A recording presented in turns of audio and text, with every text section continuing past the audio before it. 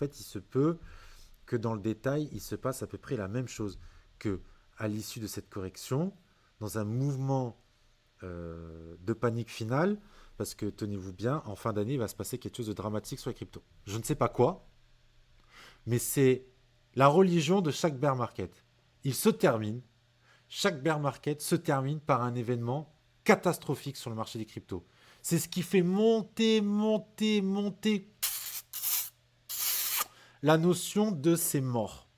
Ce moment où on abandonne tout, je ferme l'ordi, je ne veux plus parler de crypto, FTX, le fork de tentative de fork de Bitcoin, qu'est-ce qu'on a eu MTGOX, les plateformes, et souvent c'est ça. On a eu le Celsius, les plateformes en fait en fin de bear market, nous avons affaire à des plateformes qui sombrent et qui en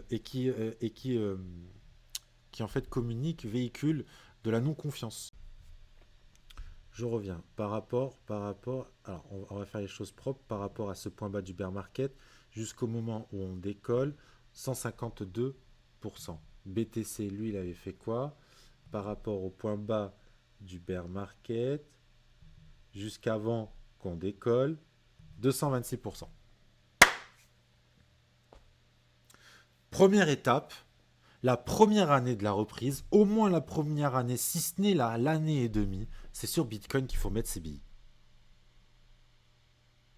Et ensuite de Bitcoin, eh ben, on va venir chercher des altcoins. Parce que derrière, les altcoins, elles ont fait plus 1100%. Donc première étape, c'est Bitcoin. Ensuite, on prend les sous qu'on a fait sur Bitcoin, le petit fois 1,5, 2, si on est bon. On retire et on met sur les altcoins.